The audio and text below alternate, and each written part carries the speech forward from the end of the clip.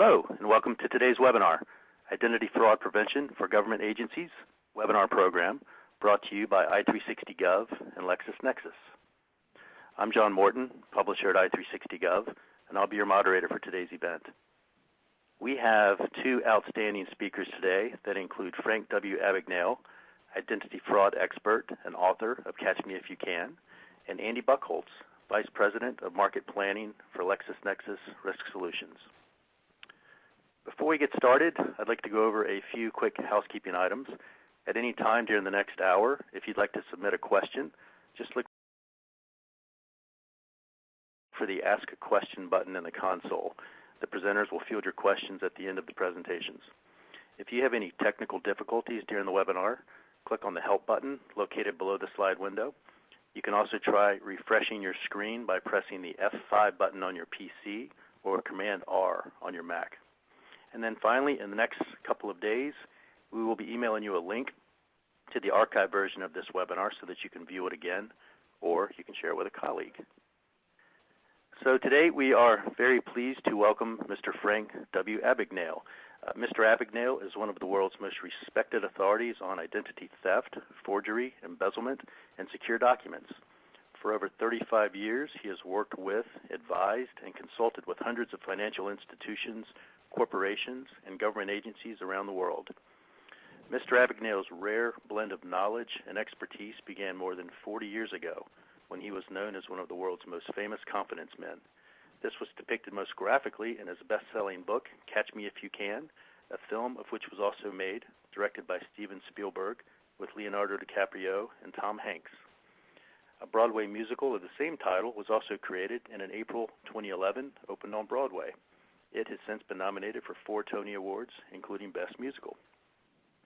Between the ages of 16 and 21, he successfully posed as an airline pilot, an attorney, a college professor, and a pediatrician, in addition to cashing $2.5 million in fraudulent checks in every state and 26 foreign countries.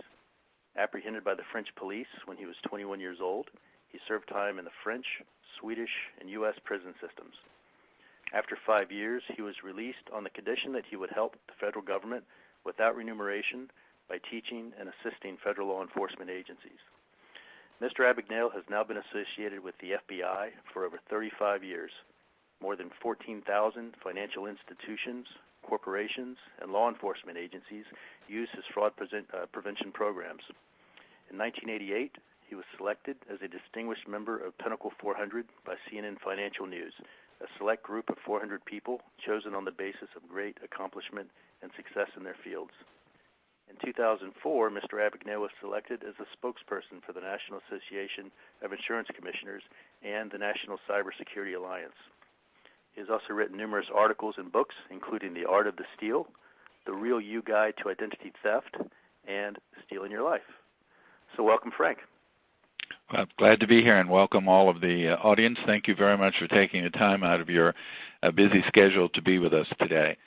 My presentation today is based on one of 5 books I've written on crime, this one called Stealing Your Life, which deals with identity theft. I actually started writing about identity theft back in 1988 in books called Crime of the Next Generation, knowing that 20 years later we would be dealing with this crime. As information became more available, people would take that information and use that information to steal people's identities for the purpose of getting a mortgage in their name, getting a car in their name, getting a job in their name, or ultimately committing a crime in their name. In 1996, I wrote the second book just as the words identity theft were becoming common and the problem was getting worse. And of course, in 2007, I wrote Stealing Your Life as an update to where we are with identity theft today. White-collar crime in America is an amazing thing today.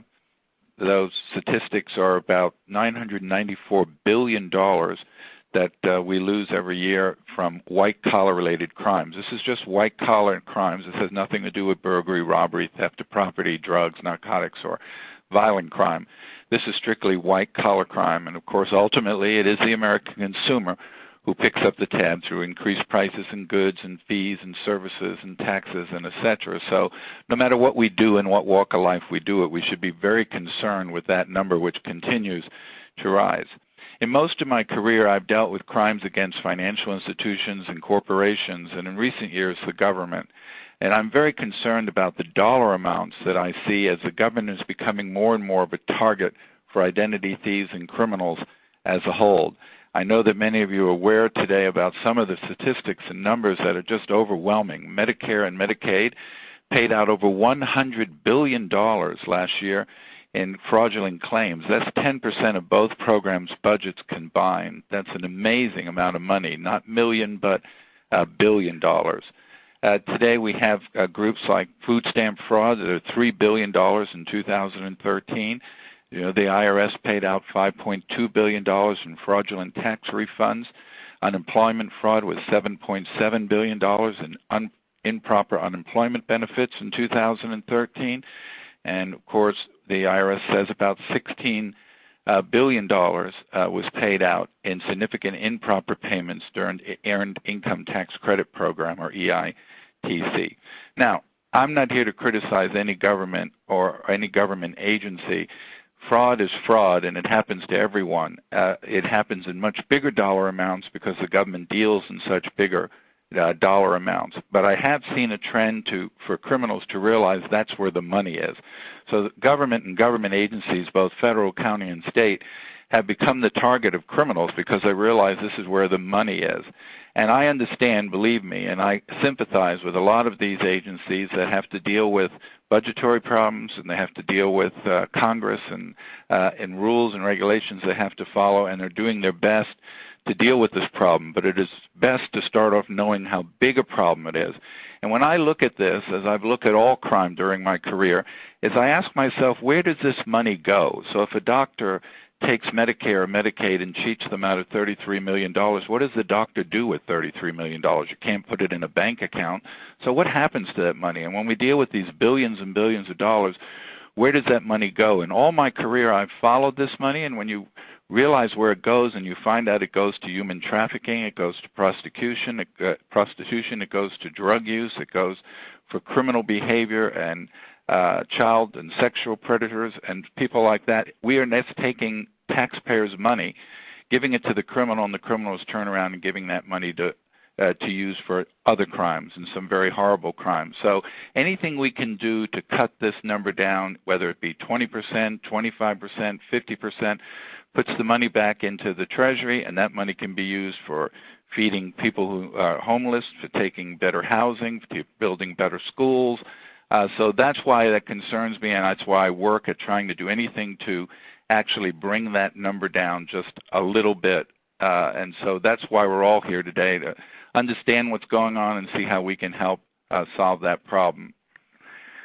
In the United States now, about every 2 seconds, someone steals somebody's identity. A few years ago when I wrote Stealing Your Life, it was every 4 seconds. It's now down to about every 2 seconds. Over 15 million Americans had their identity stolen last year that we publicly know about and that has been reported. That's an enormous amount. And of course, today, information is everywhere.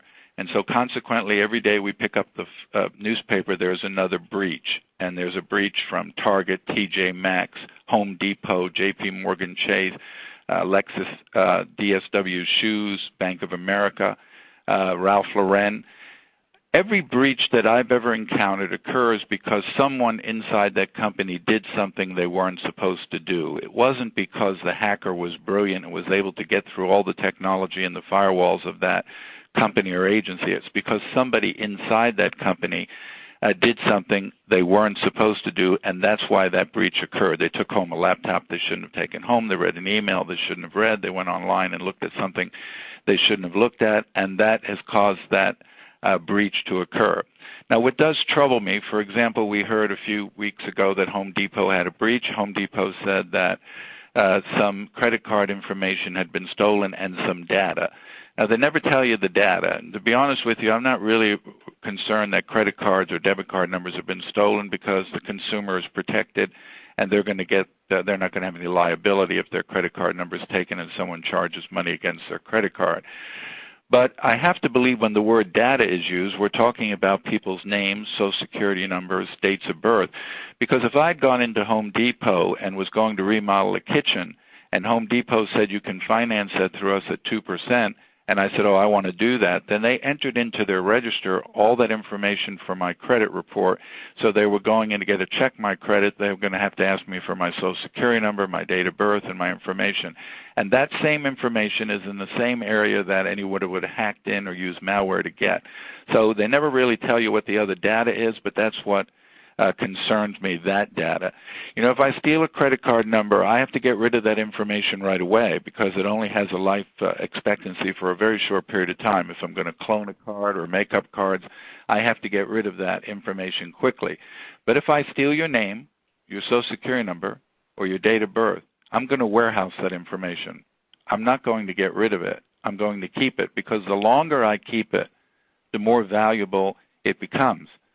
So when you have a breach, many times we read that someone provides 1 year of credit monitoring service. That would be worthless because nothing's going to happen in 1 year. So we're just now starting to see some people who are having some identity stolen from the Target breach, and a long period of time has gone by.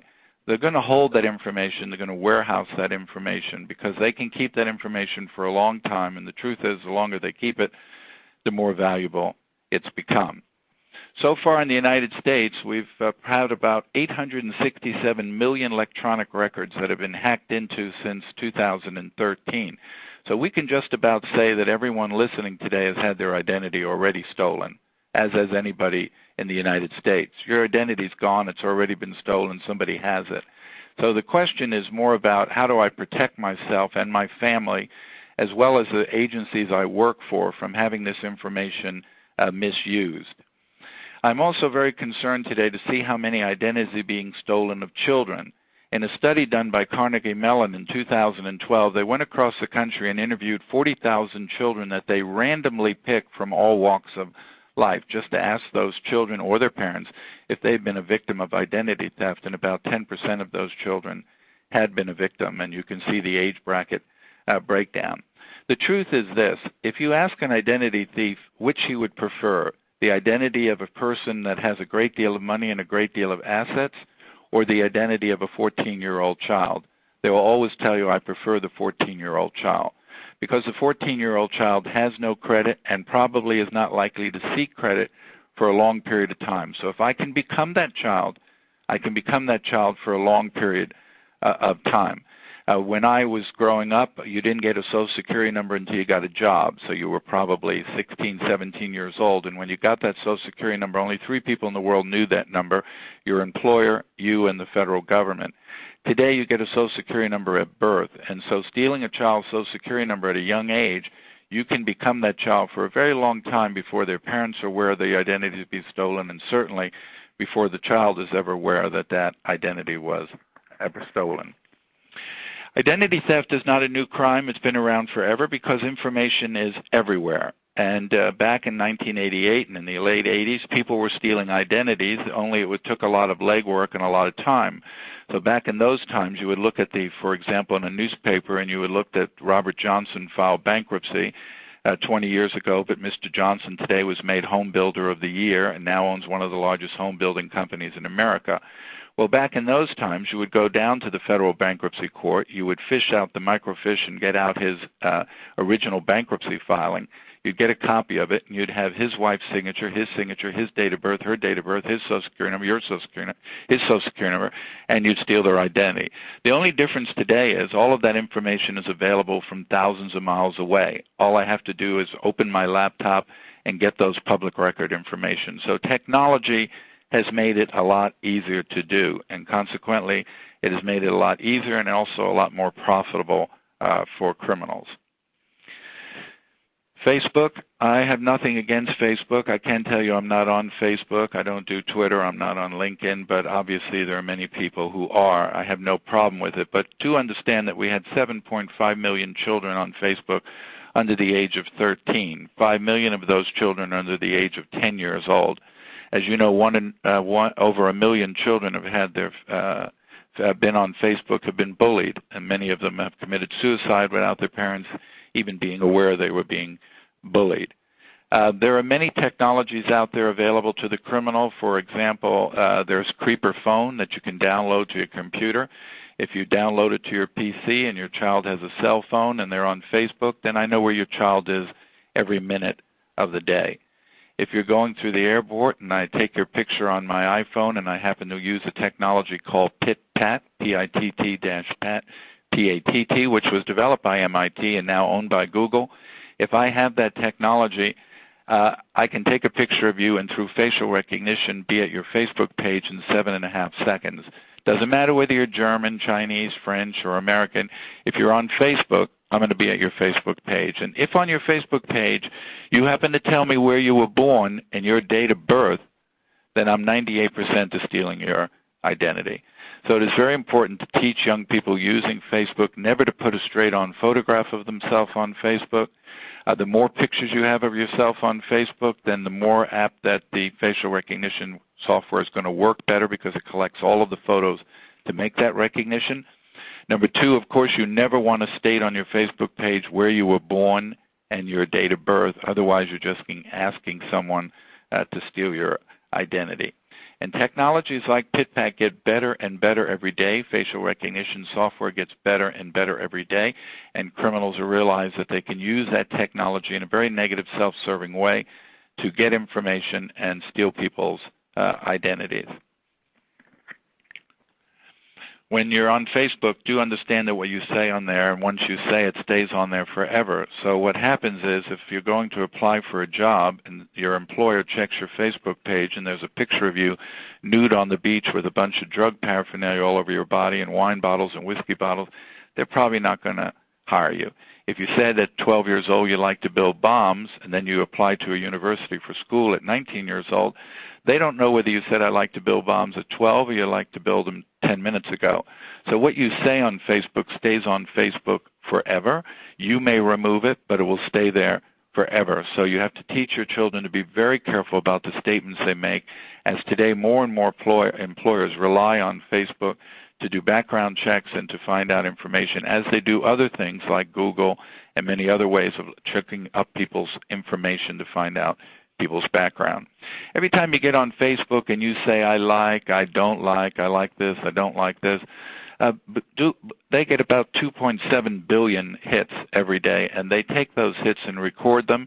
In 6 months' time, Google knows your gender, they know your age, they know your sexual orientation, your voting record, your IQ, your religion, your politics, whether you smoke, whether you use drugs, whether you use alcohol.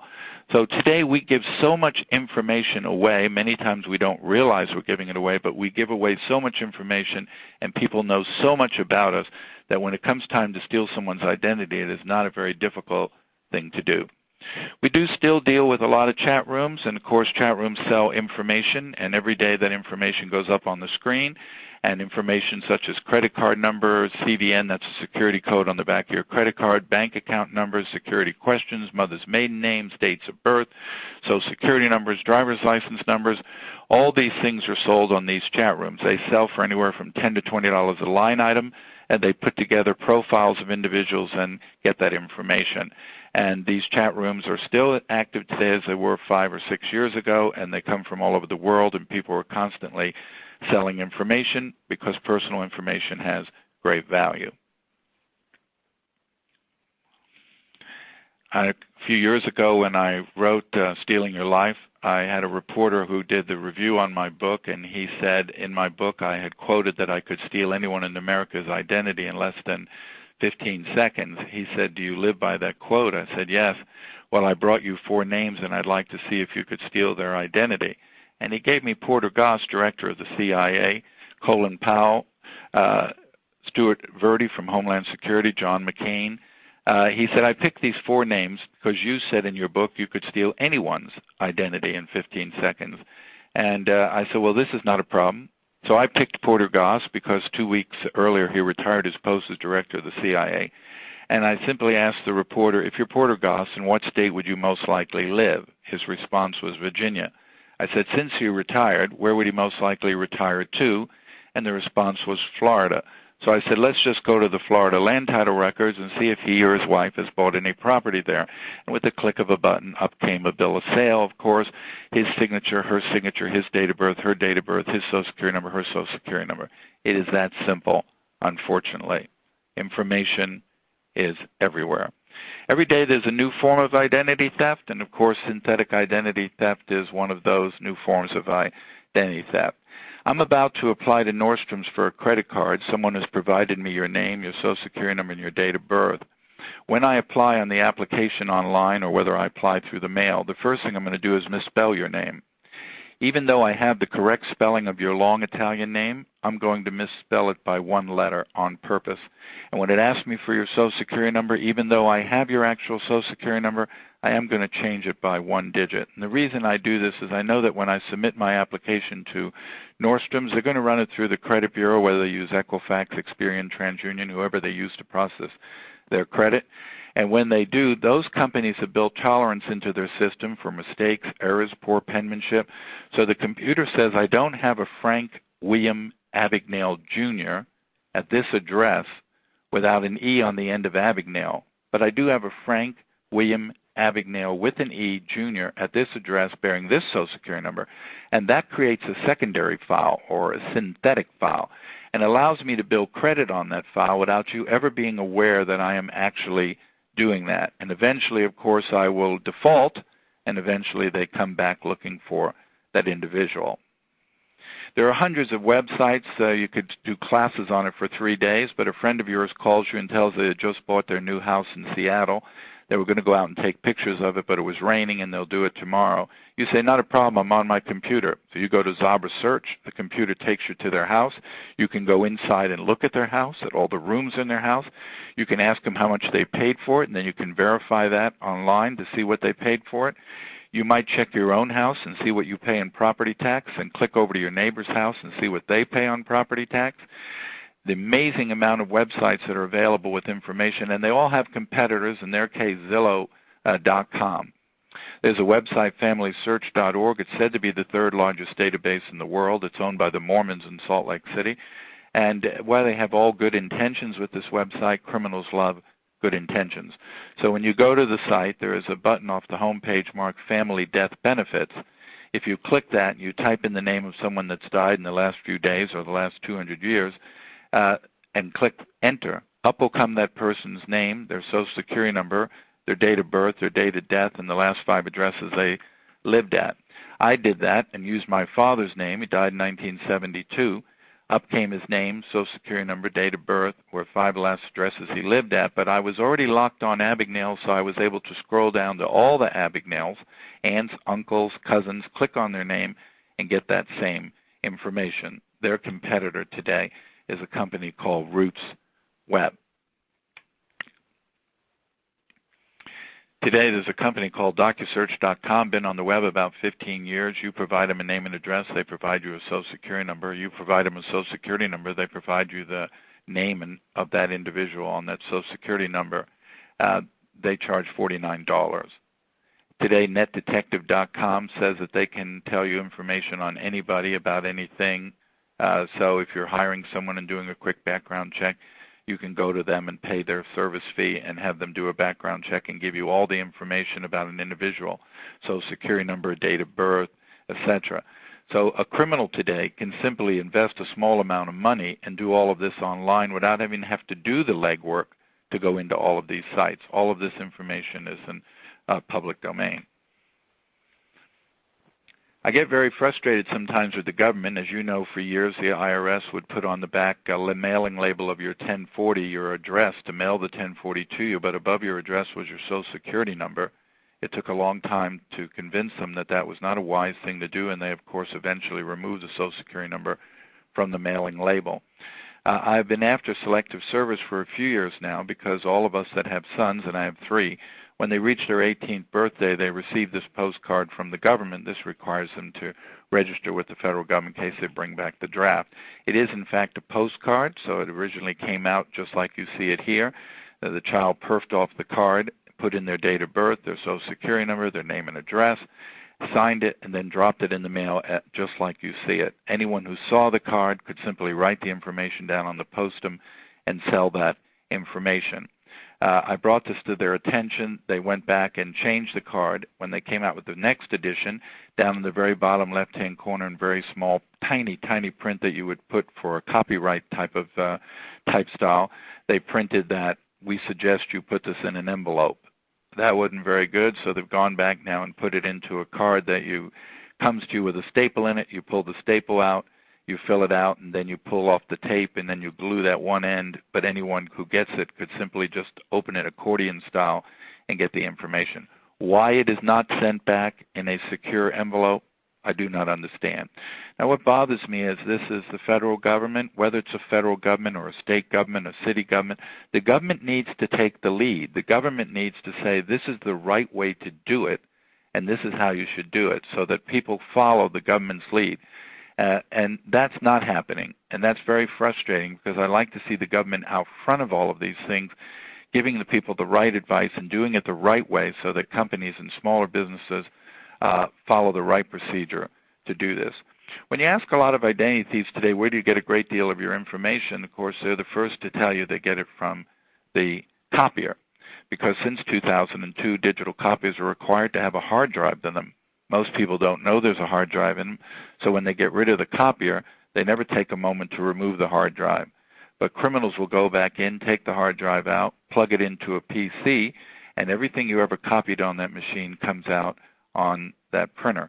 And so they see, whether it be driver's licenses, marriage certificates, passports, car titles, college transcripts, whatever it is, that item comes back up. So we get it to come up here on the slide. Take that back.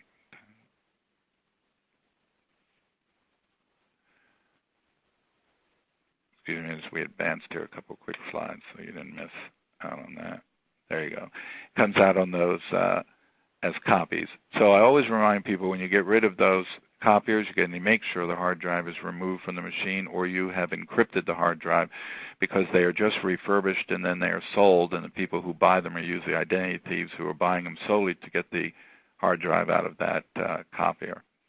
In a survey actually done by Sharp and CBS News to see if, in fact, Americans knew there was a hard drive in their copiers, 60% of them didn't. Now, of all the crimes, identity theft is certainly the most simplistic crime I have ever witnessed in my career, but it is also one of the simplest crimes to not be a victim of. So I always recommend that people use a shredder, because what you believe to be as worthless is of great value to someone else. So yesterday you did get a catalog, and you didn't like what you saw in the catalog, so you threw it away. But on the back of the catalog was your name and address, a barcode, a source code, and an ID code. That's all I need to become you. So what you think is worthless is of great value to somebody else. So the first thing you want to do is shred it. And there are 3 types of shredders built in the world. The first shredder is called a ribbon shredder or straight shredder, and it cuts paper straight. At the FBI laboratory in Quantico, Virginia, we can put back a document off a straight shredder in less than 60 minutes, as you see here. So that would not be very good for shredding documents, yet thousands and thousands of people use them. The next shredder that is most common, of course, is a Criss-Cross Shredder, and that's a shredder that turns paper into little square diamond-cut shapes. We use a technology called ePuzzler, which we are able to put those documents back together again, as they did in Enron, WorldCom, Tyco, Arthur Andersen. Even though the auditors shredded the documents, we're able to put those documents back together. So when you go out to buy a shredder, you're looking for a shredder called a security micro-cut shredder, and that turns paper into confetti, which is absolutely impossible to put back together. And most of these shredders are the same price. It's just simply buying the right shredder. Who makes the shredder is irrelevant. Fellows, Office Depot, Staples, Office Max. It doesn't matter as long as on the box it says that it is a security micro-cut shredder, so that when you shred something, you don't have to worry about somebody putting that information back together again. This is my website and phone number. Obviously, I don't sell any products or provide any services. However, you may go to my website, and there's a button marked Publications, and everything that I write that deals with identity theft, embezzlement, check forgery, credit card fraud, breaches, you will find there, and you can simply download that information. I do write booklets that I put up there, some 20-page, some 40-page booklets. You can download them and print them out. If you need a hard copy, you can contact us. We'll send you a hard copy. And there are many interviews I've done in Q&A format you'll find on my website, just on interviews with Frank Abagnale, where I've answered a lot of people's questions concerning some of these things. Identity theft is a very serious problem.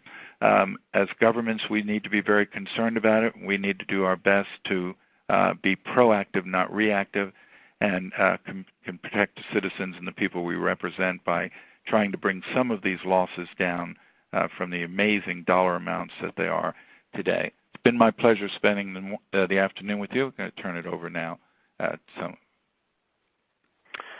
Okay, well, thank you, Frank. Very informative and eye-opening for sure.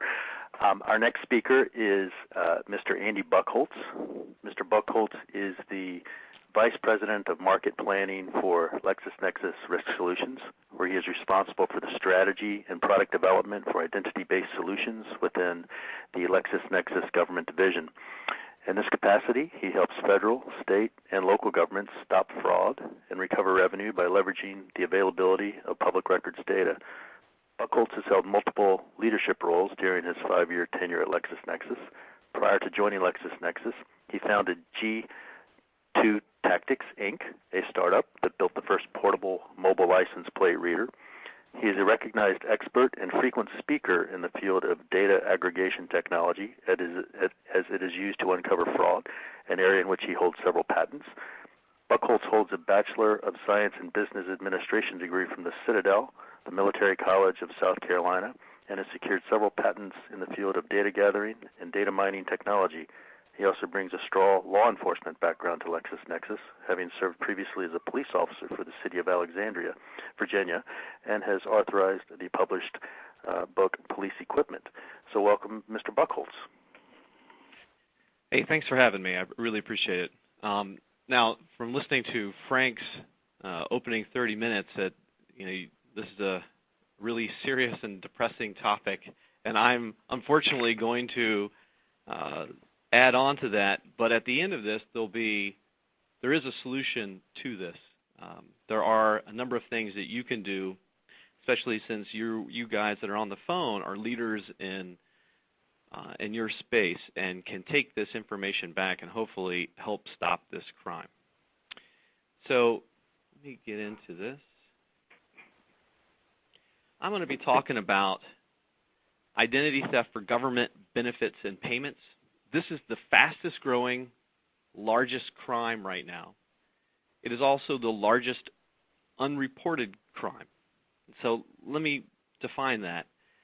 Right now, in all of this identity theft that Frank was talking about, which has been around since the Bible, it is, for some reason, has become the fastest growing, largest crime recently. In the last 3-4 years, it's just taken off. And if you look at all the statistics, how can that possibly be? And why is it the largest unreported crime out there? And the reason why it's the largest unreported crime is because there's a lot of government agencies that have no idea that they're being frauded in this way, and thus they are not knowing to report it. Like Frank said, a lot of children are having their identities stolen and they're being used, and thus no one is complaining. And even though it is the largest reported crime, it is still largely unreported. But what has changed to make this happen? In the last 3 or 4 years, government agencies have gone online to provide benefits and payments. And so if you go back 10 years, if I lost my job, I would have to go down and stand in line at the unemployment office, and someone from a government agency would want me to present identification, a driver's license, for me to prove myself that I'm who I am. And then they would pay me in a check, and I would take that check, and I'd have to go to a bank, and someone would want to look at my identification in person in order for me to cash that check. And although I could do identity theft, to make a living at it was much more difficult because it was very time-consuming and a lot of effort. But in the last 3 years, government agencies have allowed people to apply for benefits and payments online. And so if you wonder, well, I'm a government agency, who is applying? Are they fictitious? Are they deceased, incarcerated? Should I even trust the information being presented to me? And I have children of my own, and I when they go online, I wonder, who are they interacting with online? And I'm kind of really curious about how they're interacting online and who they're giving information to, who they're interacting with. And yet when I talk to government agencies, they don't even have that much interest in who they're interacting with online. They just trust the information that's being presented. And all of that is very, very scary and makes it very easy for identity thieves to rip off the government. But it's tough for the government agencies to understand who is presenting themselves online. Identities change faster than governments can keep up with it. A government's view of a citizen is actually really narrow. The information that they may have on somebody may be old. And like my wife, who's not trying to fraud, she's married, her last name has changed, her address has changed. For a government agency to keep up with identities, it's a really difficult assignment. And if they want to pay somebody and give these benefits and payments in a very easy timeline, it's really difficult for them because their view of this person, if they're eligible or any of these things, is very narrow.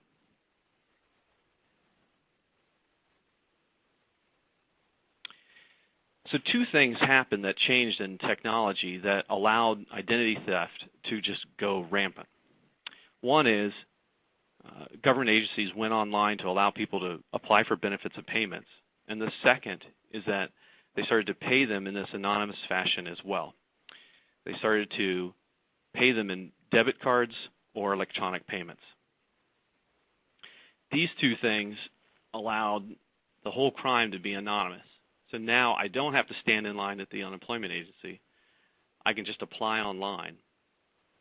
And I don't have to go to a bank to cash the check. I can just have money electronically deposited into a bank account, or I can have a debit card sent to my address or an address that I control, and I know that the ATM will never ask for a driver's license to prove who I am. This has allowed fraudsters to say, wow, this is where the money is. It's no longer at the banks, it's with the government.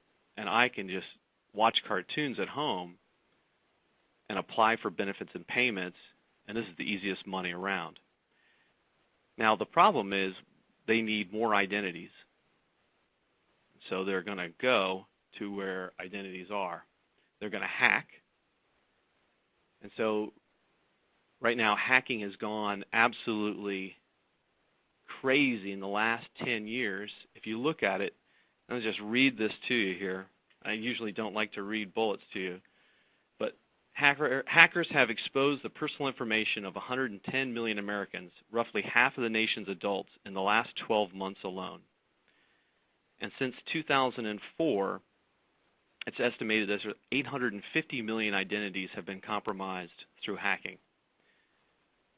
Now, these numbers are enormous, but they're probably not even a tip of the iceberg of the true number of what's been happening, because these are the numbers of companies or government agencies that have known that they got hacked and want to report it. This does not reflect the number of companies or government agencies that have no idea they were hacked, or the ones that don't want to tell the public that they've been hacked and what they lost. But with this amount of hacking, that's a lot of identities out there, and most likely one of those or a lot of those are yours. Now, before you get mad at government agencies or companies for losing your data or for being thoughtless with your data, you have to remember that you too are complicit in this. And in the last 20, 30 years, how often have you gone to a doctor's office, and when you went to the doctor's office or a dentist, they say, well, fill out everything I need to have your identity stolen, give it to me. I'm going to put it on the shelf, and I'm going to put it on the shelf, and I'm not going to guard it, and I'm going to keep it forever.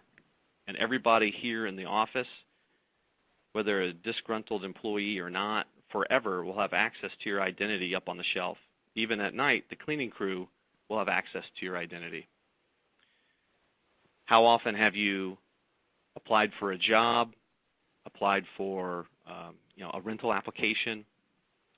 Whether you got the apartment or not, that's not the question. You filled out everything to get your identity stolen, and it is in somebody's locker, unguarded, and there it is, ready for an identity thief to take and apply for benefits or payments online.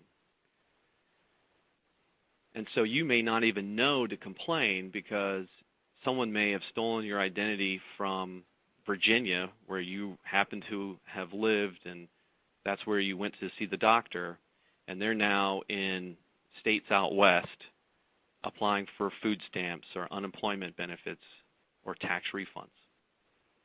And that's why this crime is largely unreported as well, because you don't know to complain to those states out west that you shouldn't be getting food stamps and someone has stolen your identity for this purpose.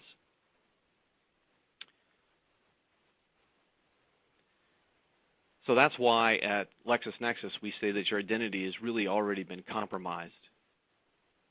And although you can fight to try to keep it from happening even more, if you're a government agency and you're allowing someone to get benefits or payments online, you really ought to put up some safeguards so that you can verify and authenticate who these people are that are coming in online. I'll let you read some of those bullets.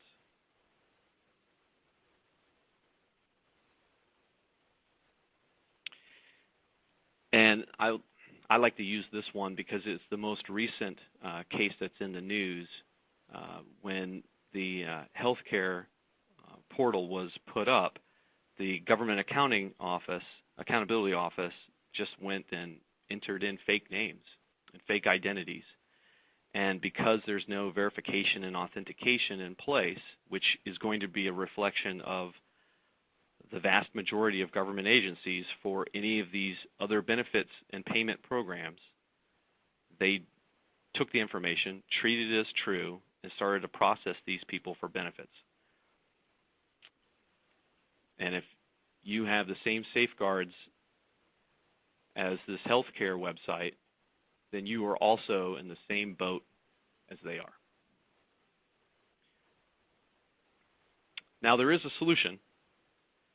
This is where this depressing topic slowly takes a turn. There is a solution. You don't have to just trust the information coming in. You don't have to stop people from coming in online at all. You can still pay them in debit cards. There's a reason why we should be interacting with our citizens online. There is a reason to be paying them through debit cards. It's convenient. It's what's right. A lot of people are unbanked. Debit cards is a better way to pay these people rather than forcing them to go to check cashing places. But there is a solution where you can discover, verify, and authenticate the identities coming in. There are companies out there like LexisNexis who have a larger view of people. Their public record content allows us to see a broad view of someone, much broader and holistic than one single government agency can see a person. So our view of the identity may be that this person is incarcerated. This person is their social is one digit off than what they gave you because possibly they owe you money or they're wanted themselves, or somehow there's some sort of synthetic identity theft going on. And then on the authentication part, there are questions that can be asked of this person that will more authenticate who they are before they enter into your benefits or payments program.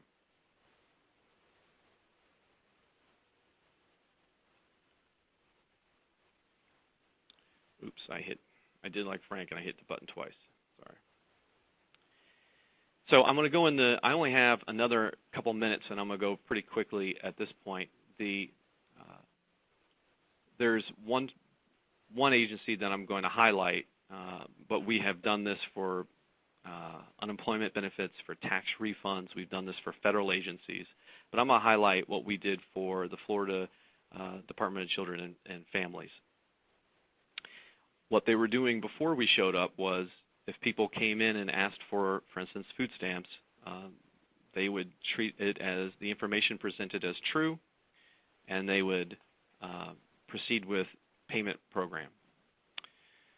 So what we did is we put in a verification authentication quiz up front so that we could process through the web portal. They wouldn't even see LexisNexis. Some simple questions for this person to authenticate themselves.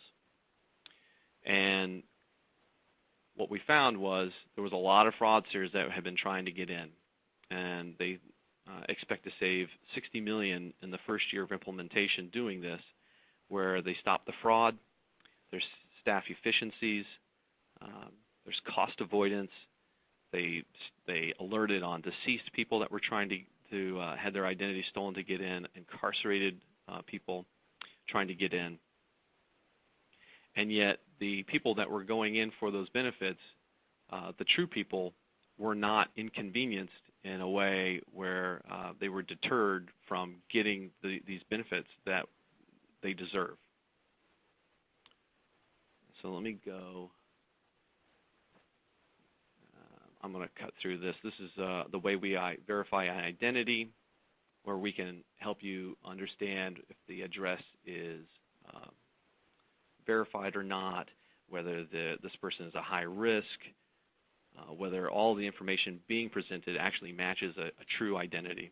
And then this slide here will show sample questions that will be asked. A lot of you on the phone have probably been asked questions like this, presented with questions like this. If you at your financial institution, if you've moved your account, for instance, from one address to another, and you were challenged with some questions whether you were actually who you say you were. And these questions are simple. They can be asked in many languages, and it helps verify and authenticate these people. And it can be done in a matter of moments. And these questions will help you establish the owner's identity. And if there's problems, you can do it over the phone as well. Let's go to all the different ways that we pass a good identity and fail a bad identity. And the reason why we can do this is because we have over 10,000 sources of data that we've linked together to more see a holistic view of the identities being presented, which gives us a larger view of the people being presented, whether they are who they are, and whether they're eligible for the benefits or payments that you are providing. And before I end, I want to leave you with two things. What Frank said for the last 30 minutes was that identity theft is huge. It's an old crime that is growing and growing, and it is. And the reason why is that government agencies have gone online and provided payments and benefits in an anonymous way through these debit cards and electronic payments. But there is a way to verify and authenticate these identities online. You can stop this crime. You have the ability to do this, and we really need the leaders that are listening to on the phone to take this message back to their agencies and say, are we just trusting the information being presented as true, or are we verifying and authenticating these identities being presented online? Before we make these payments, can we verify and authenticate? So thank you, John. Thank you, everybody, for listening. I guess this is the question time. Thanks, Andy. Great presentation, and we do have some time left over for Q&A, so we will jump right in. We have quite a few questions. What I'll do is read these out loud, and then both Frank and Andy can provide input. So the first question is this. If we are trying to identify fraud before payments are made, won't that slow the delivery of authentic payments as well? And all right, this is Andy. I'll take this one. Actually, no. We process thousands and thousands of these requests a day. So, for instance, we do about a dozen states for tax refund fraud right now, and in one state alone, they'll be processing 3 million refund requests in a 4-month period of time.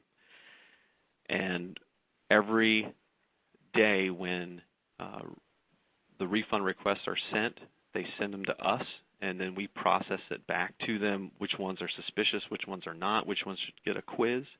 And this is our longest process because it has to do a whole waterfall of fraud filters. And that one takes like a little bit more than 3 minutes. The quiz questions, so for instance in the Florida DCF example, the quiz is real time. And when they go online to do it, they're then presented with quiz questions right there in front of them, and they take them in real time. And so if they pass, because they are who they say they are, the inconvenience is the answering of three or 4 or 5 questions. So no, there's no inconvenience to the customer. And then one thing for the government agency, the quiz questions can be asked and answered, at the convenience of the person. So it could be 3 in the morning on a Saturday night or Saturday morning, and when the government is actually closed, and yet the person is online processing things, and so it's actually more convenient in some ways.